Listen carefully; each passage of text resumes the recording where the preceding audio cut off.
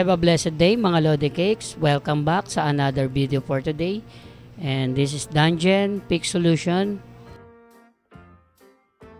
Nagpapasalamat tayo sa owner nito, ng PreSonus na ito, na taga Marikina. Siya po ay nagtiwala sa atin. Sir Jen-Luc ang kanyang pangalan sa FB.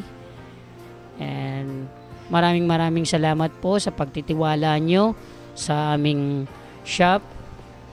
At kami po ang pinagtiwalaan nyo na umayos ng mamahalin ninyong audio interface na ito.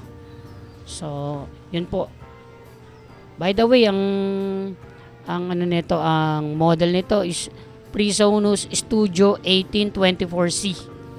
Ito ay isang 8-channel, 8-track.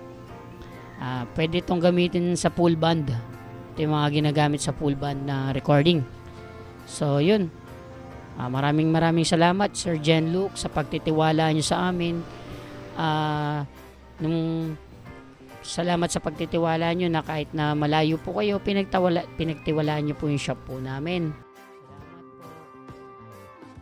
And kung sa iba-iba lang din to dinala, possible na na iba pa yung pero ang diagnose lang natin dito is no power. Power supply ang problema. So, ito yung dati niyang power supply.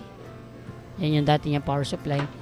Then, meron tayong pinalit na panibagong power supply. So, ang problem niya lang talaga is power supply. Ang akala ni Sir is may problema talaga tong audio interface niya.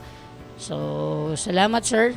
Kung ano naman talaga yung problem ng mga unit na dinadala dito sa Dungeon Pick Solution, yun lang po talaga yung aming talagang sinasabi sa client. At kung ano man ang dapat palitan, yun lang po talaga yung aming pinapalitan. So maraming salamat po ulit, Sir Jen-Luc ng Marikina. Thank you po. God bless you. God bless you.